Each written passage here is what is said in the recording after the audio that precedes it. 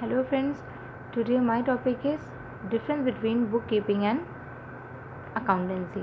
तो first is हम उसका ऑब्जेक्ट देखते हैं. ठीक है, बुक कीपिंग और अकाउंटेंसी का ऑब्जेक्ट देखते हैं. Object of bookkeeping is to maintain systematic record of transaction of financial nature. Means कि बुक कीपिंग का ऑब्जेक्ट उद्देश्य ये है कि जितने भी हमारे बिजनेस में ट्रांजेक्शन्स होते हैं उनको रिकॉर्ड का काम किसका है, बुक कीपिंग का है. ठीक है, अकाउंटेंसी का क्या है object of accountancy is to determine the net result and financial position of a business. कि बिजनेस की क्या फाइनेंशियल पोजीशन है, मीन्स कितना प्रॉफिट हो रहा है और कितना लॉस हो रहा है, कि हमारा बिजनेस प्रॉफिट में जा रहा है या हमारा बिजनेस लॉस में जा रहा है. ये ऑब्जेक्ट है अकाउंटेंसी का. ठीक है. Second is book keeping is an independent process. Means book keeping क्या है, किसी पर डिपेंड नहीं होता है. ट्रांजेक्शन्स हुए, उसने रिकॉर्डिंग कर दी, तो क्या है, इंडिपेंडेंट प्रोसेस ही, किसी पे डिपेंड नहीं होता है. But accountancy completely depend on book keeping. Accountancy जो होता है वो पूरी तरीके से हमारी बुक कीपिंग पे डिपेंड होता है. ठीक है ना. क्यों, कैसे डिपेंड होता है, क्योंकि देखो जब भी हमें रिकॉर्डिंग मिलेगी तभी अकाउंटेंसी को क्या करेगा, समराइज़ कर पाएगा, क्लासीफाई कर पाएगा.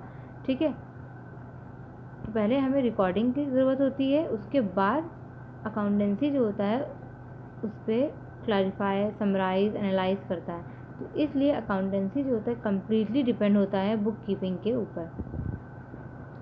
Third is it is the beginning stage. ये सबसे फर्स्ट स्टेज होती है, क्योंकि रिकॉर्डिंग करना हमारा फर्स्ट स्टेज है जो कि बुक कीपिंग के अंडर में आता है. Accounting begins where bookkeeping ends. Accounting हमारी वहाँ शुरू होती है जहाँ पे हमारी बुक कीपिंग एंड होती है, फिनिश होती है. ठीक है, तो जैसे ही रिकॉर्डिंग का वर्क ख़त्म होता है वहीं से हमारा अकाउंटिंग का काम शुरू हो जाता है. 3 पॉइंट हो गए हैं. Now come to the fourth point. Financial statement are not prepared as a part of process.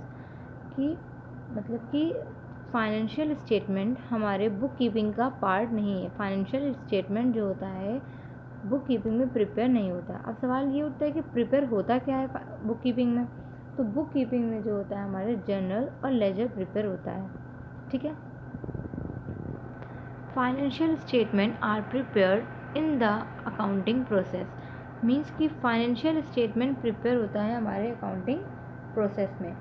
Financial statement में क्या क्या आता है, बैलेंस शीट हो गया, प्रॉफिट और लॉस हो गया, ट्रेडिंग हो गया, इनकम हो गया, इनकम स्टेटमेंट. ठीक है ना. तो बहुत सी चीज़ें, जितनी ये सब चीज़ें मैंने बताई ये सब फाइनेंशियल स्टेटमेंट में आती हैं, और भी बहुत सी चीज़ें हैं जो कि हमारी फाइनेंशियल स्टेटमेंट में आती है. और अकाउंटिंग के प्रोसेस में फाइनेंशियल स्टेटमेंट प्रिपेयर होता है, जबकि बुक कीपिंग में फाइनेंशियल स्टेटमेंट प्रिपेयर नहीं होता, ओनली लेजर और जर्नल प्रिपेयर होता है. Fifth topic is it has a narrow concept. इसका नैरो कंसेप्ट है, क्यों, क्योंकि इसमें सिंपल रिकॉर्डिंग होती है. ठीक है ना. इसमें कोई और काम होता ही नहीं है. कि बुक कीपिंग का वर्क क्या है, simple recording, as I already told you. Accountancy में देखते हैं. It has a much broader scope.